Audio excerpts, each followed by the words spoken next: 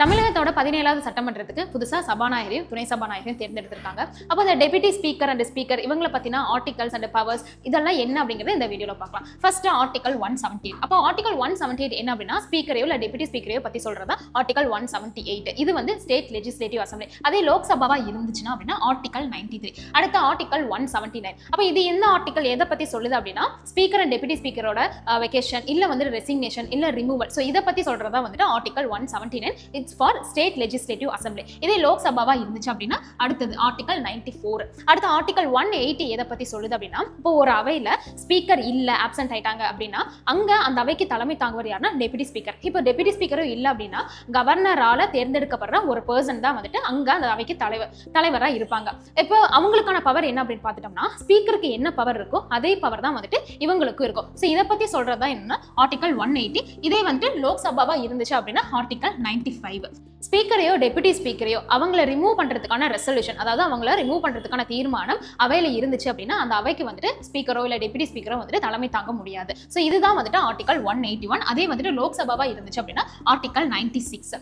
இதுக்கு அடுத்து இவங்களுக்கான பவர்ஸ். ஸோ இதெல்லாம் என்ன அப்படின்னு பார்த்துட்டோம்னா ஃபர்ஸ்ட் ஸ்பீக்கருக்கான பவர் என்னன்னு பார்த்துட்டோம்னா ஒரு அவை நடக்குது, ஒரு அசம்பிளி நடக்குது அப்படின்னா அங்க தலைமை தாங்குதல் யாருன்னா வந்துட்டு ஸ்பீக்கர் தான். இதுக்கு அடுத்து பார்த்துட்டோம்னா ரெசிக்னேஷன் லெட்டர். இப்போ ஸ்பீக்கர் வந்துட்டு அவங்க ரிசைன் பண்ணணும் அப்படின்னா அவங்களோட ரெசிக்னேஷன் லெட்டர் டெபுட்டி ஸ்பீக்கருக்கு கொடுக்கணும். அதே டெபுட்டி ஸ்பீக்கரா இருந்தாங்க அப்படின்னா அவங்களோட ரெசிக்னேஷன் லெட்டரை ஸ்பீக்கருக்கு கொடுக்கணும். ஸோ இதுதான் வந்துட்டு ரெசிக்னேஷன் லெட்டர். அடுத்து காஸ்டிங் ஓட் அப்படின்னு என்னன்னு பார்த்துட்டோம்னா இப்போ ஒரு பில்லை அசம்பிளில பாஸ் பண்றாங்க அப்படின்னு பார்த்துட்டோம்னா அந்த பில்லுக்கு வந்துட்டு சப்போர்ட் பண்றவங்களும் இருப்பாங்க, சப்போர்ட் பண்ணாதவங்களும் இருப்பாங்க. ஸோ இதை வந்துட்டு ஓட் மூலமா தான் வந்துட்டு எடுப்பாங்க. ஒருவேளை அந்த ஓட் வந்துட்டு டைல முடிஞ்சது அப்படின்னா அந்த இடத்துல ஒருத்தர் ஓட் போடல. ஸோ அதுக்கான பவர் யாருக்கு இருக்குன்னா வந்துட்டு ஸ்பீக்கருக்கு தான் இருக்கு. ஸோ அதை தான் வந்துட்டு காஸ்டிங் ஓட்டுன்னு சொல்லுவாங்க. அப்போ அந்த காஸ்டிங் ஓட்டை வச்சுதான் வந்துட்டு என்ன முடிவு பண்ணுவாங்க, அந்த பில்லை பாஸ் பண்ணலாமா வேணாமா அப்படிங்கறத வந்துட்டு முடிவு பண்ணுவாங்க. இதுக்கு அடுத்து அட்ஜான்ஸ் ஆர் சஸ்பெண்ட். இப்போ இது என்ன அப்படின்னு பார்த்துட்டோம்னா ஒரு அவைக்கு தேவையானது அசம்பிளிக்கு தேவையான நபர்கள் இல்ல அப்படின்னா அந்த அவையை வந்துட்டு இடைநீக்கம் பண்றதுக்கோ இல்ல வந்துட்டு ஒத்தி வைக்கிறதுக்கோ வந்துட்டு இதுக்கான பவர் யாருக்கு இருக்கு அப்படின்னா ஸ்பீக்கருக்கு தான் இருக்கு.